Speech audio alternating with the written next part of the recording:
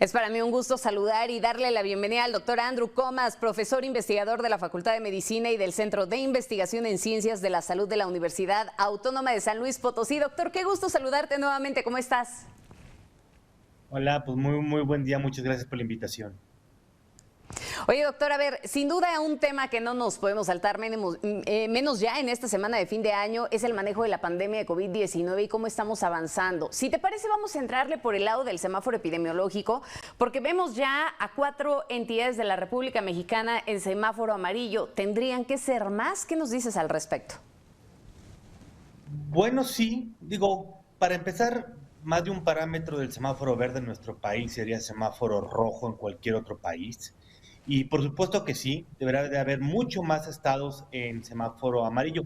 Desgraciadamente esto no se da porque el muestreo ha caído de manera importante semana con semana. Hoy estamos a niveles de junio del año pasado, cerca de 8 muestras por cada 10,000 habitantes.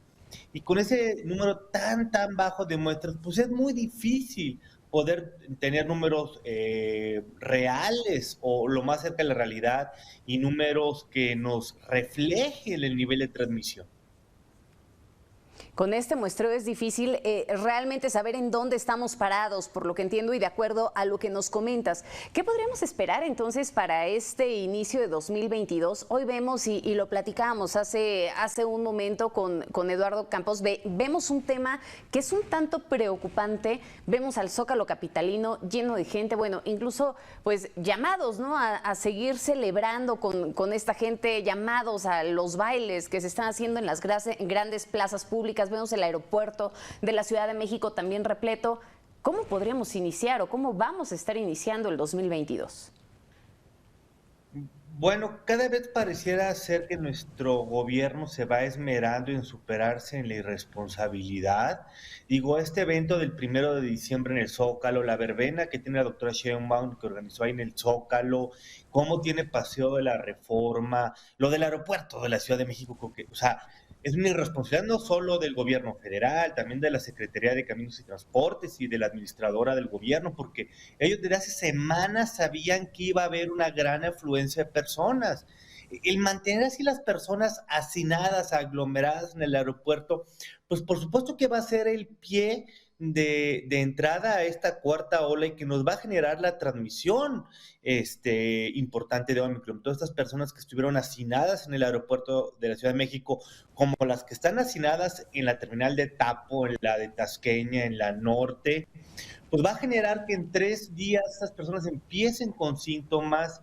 ¿Y qué vamos a esperar al principio del 2022? Bueno, a lo mejor la primera semana, las primeras 2 semanas debido al bajo muestreo, pues una aparente calma chicha, pero después hacia la segunda, tercera semana de enero veremos el problema tan grande que tendremos de transmisión de casos.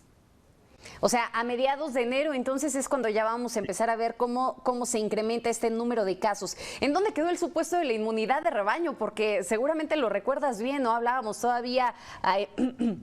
Perdóname, a inicios de este año aún se hablaba de la inmunidad de rebaño, aún pues se tenía este modelo centinela, si no me está fallando ahí el término, ¿no? En donde, bueno, se medio calculaba cuántos casos podrían haber. Bueno, la inmunidad de rebaño ya ocurrió y ya pasó para el virus original, tanto que ya desapareció y probablemente también ocurrió para otros virus como el que nos causó el brote de diciembre y enero, febrero del año pasado, que fue el 222 del 529. Digo, 500 y 519, perdón. Ujú. Y ahora tenemos que no se ha terminado de tener la inmunidad de rebaño para la vacuna Delta, ni para ni para la variante Delta, ni para la variante Omicron.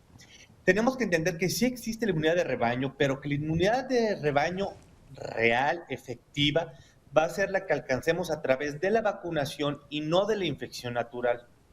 Por eso, y hasta que más del 90% de todos los mexicanos, desde el más chiquitillo hasta el más grande, no tengan su vacuna, y todos aquellos que tienen más de 6 meses de haber recibido la vacuna no tengan un refuerzo, no existe la inmunidad de rebaño. ¿Sí? Y por lo tanto, estamos susceptibles a infectarnos los que estamos vacunados o a reinfectarse los que ya tuvieron el virus. Entonces, tenemos que entender que todos aquellos que tienen más de 6 meses de aplicar la vacuna, todos aquellos que les dio una infección que no haya sido por Delta o por Omicron, hoy tienen el riesgo muy grande de infectarse y también tienen el riesgo de tener complicaciones agudas, como es la neumonía, o de tener complicaciones a largo plazo. Y el modelo Sentinel es un modelo que nunca se debió de haber aplicado, ni se debe de aplicar en este estado de pandemia, y que debemos de incrementar el muestreo para cortar la transmisión. Incrementar el muestreo y que ahora lo comentábamos, ¿no? Ya vemos algunas entidades de la República Mexicana en donde de pronto inclusive terminaron quitando estos módulos para la aplicación de pruebas, ¿no? En donde pues la gente realmente ahora tiene que andar buscando o bien pagarlas de su bolsa porque no hay en donde les estén aplicando realmente pruebas gratuitas como se hacía ya con anterioridad, en donde vimos pues los propios gobiernos estatales que decidieron invertirle más capital, pero para poder estar checando a su población a través de estas pruebas rápidas. Claro, y digo, las pruebas rápidas no es lo ideal es que hagamos pruebas de PCR. Pero estamos volviendo al principio de la pandemia. Los gobiernos estatales sin presupuesto para que sus laboratorios estatales de salud pública puedan hacer muestreo, quitando los kioscos que aparte se utilizaron bastante mal por la doctora Sheinbaum, en contra de la ciencia los utilizó en el sentido de cómo fue que operaron. Pero entre menos muestreo tengamos, en lugar de ver el lobo a 2 kilómetros de distancia, cuando nos demos cuenta que este lobo va a estar al lado de nosotros, ya va a ser muy tarde, nos va a haber golpeado ese tren de enfrente que se va a llamar o que se llama Omicron y que nos va a costar mucho salir de ahí. Y esto va a traer consecuencias en la educación, consecuencias otra vez en la salud, consecuencias Claro. en la actividad económica. Y quien va a pagar los platos rotos de entrada va a ser el personal de salud, que es el que más se ha muerto de todo el mundo en esta pandemia y que de manera negligente no le han dado la tercera dosis. La palabra negligencia me parece que ha caracterizado todo este tiempo de pandemia, ¿no? En los distintos ámbitos en donde recae la responsabilidad del manejo de las políticas y de la implementación de las políticas públicas. Escuchábamos esta mañana de nueva cuenta al presidente mencionar, ¿no? Que Omicron no está siendo tan grave, que realmente no están habiendo tantas muertes, que no están habiendo tantos casos y que no se está agravando tanto la situación. Ponía ahí el caso de la hospitalización que se tenía el año pasado en estas fechas versus la que tenemos en este momento. ¿No te parece que de nueva cuenta se está minimizando un tanto la pandemia? Porque vemos el llamado que hace, por ejemplo, la Organización Mundial de la Salud, ¿no? Tedros Adhanom, que decía que se suspenda todo, que nadie celebre la Navidad como está acostumbrado y demás, y pues aquí pasa lo contrario. Es que son las falacias que el gobierno ha manejado. ¿Por qué digo que son falacias? Uno, eh, pensar que vamos a llegar a los mismos niveles de hospitalización sería absurdo. ¿Por qué? Porque ya van más de 600,000 mexicanos que han muerto. Entonces, sería muy triste llegar a los niveles previos. Claro, ya se infectó más del 93% de la población. Claro, el 75% fue infección asintomática y se van a reinfectar fácilmente. Entre la vacunación y los más de 100,000 muertos, bueno, ya se nos murieron los más vulnerables. Segundo, hemos aprendido a tratar mejor el COVID los médicos y de manera más temprana. Entonces, eso nos ayuda a desfogar la hospitalización.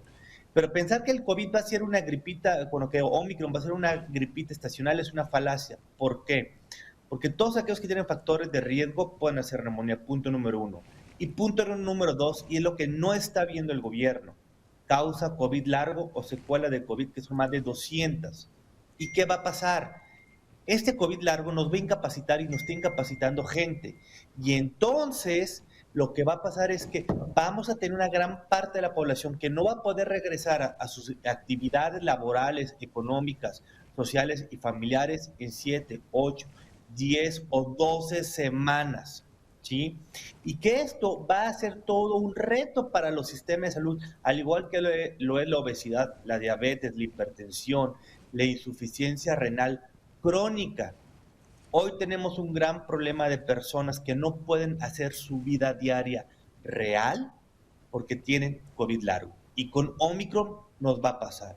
Sí, el gobierno va a decir, ok, es que en Sí. esta ola no hubo tantas muertes ni hospitalizaciones, pero el plato roto lo vamos a pagar, como por ejemplo, una analogía que ahorita hacía en el radio, hoy estamos pagando los malos gobiernos con Pemex. Lo mismo nos va a pasar con Omicron y las consecuencias. No las vamos a pagar ahorita, Sí, las sí, vamos a sí, pagar en claro. unos Y ¿sabes qué? Al rato el problema de salud pública, ¿no? Algo en lo que hemos hecho muchísimo énfasis en este espacio es que no estamos considerando también las secuelas que a la larga va a terminar dejando el COVID-19. Ahora todo el mundo está concentrado en poder atender la enfermedad, en hacerle frente, en que no se sigan muriendo personas, en que puedan contar con la atención hospitalaria, con los medicamentos, en fin. Pero ¿qué va a pasar a la larga cuando empecemos a ver que hay secuelas que se puedan llegar a convertir en un problema de salud pública, en donde tengamos X número de personas con enfermedades neuronales, X número de personas con enfermedades renales? Ahí vamos a tener un nuevo sistema de salud que puede llegar a colapsar si no es atendido a tiempo y si no está preparado. Nos agarró la pandemia también con los dedos en la puerta con el sistema de salud. Y nosotros terminamos de cerrar a la puerta. ¿Por qué lo digo? Porque, a ver, tenemos un sistema de salud malo, sí, pero tenemos sistema de salud. Que era perfectible el seguro popular, que era perfectible las compras, que era perfectible luchar contra la corrupción, lo era. Pero hoy por hoy el INSABI ha sido un fracaso en su creación, en su implementación. Quien lo dirige no tiene la menor idea de qué está haciendo, ni siquiera tiene la preparación.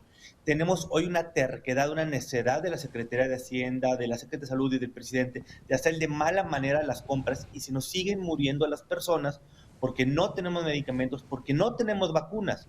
Si a esta crisis que empezó en enero del 2019 le sumamos el COVID, pues por eso se nos han muerto más de 600,000 mexicanos por COVID.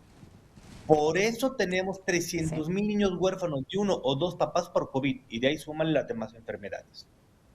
Híjole, cifras que son muy frías, pero que sin duda reflejan esta realidad. Ojalá, creo que estamos todavía a tiempo para poder cambiar el rumbo. Ojalá y se tomen mejores decisiones, y ojalá también la gente apele a esta responsabilidad social, ¿no? Es también una parte fundamental para poder controlar este condenado bicho. Doctor, como siempre ha sido un gusto, muchísimas gracias y bueno, que sea un mejor año. Así es.